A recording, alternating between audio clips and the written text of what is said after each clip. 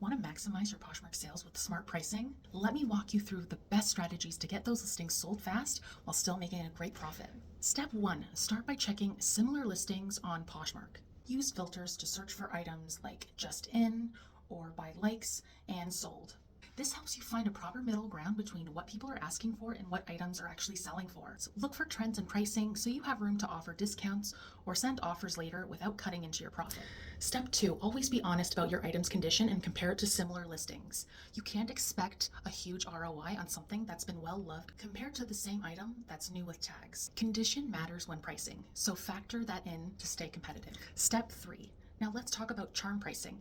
Ending your prices in odd numbers like 29 instead of 30 makes the price feel more approachable to buyers. Our brains focus on that first digit. 29 feels like a steal compared to 30, even though there's only a $1 difference. Step 4. Now here's a pro tip. The price you set affects where your item shows up in search results. For example, pricing something at 49 will only include it in the $25 to $50 search filter.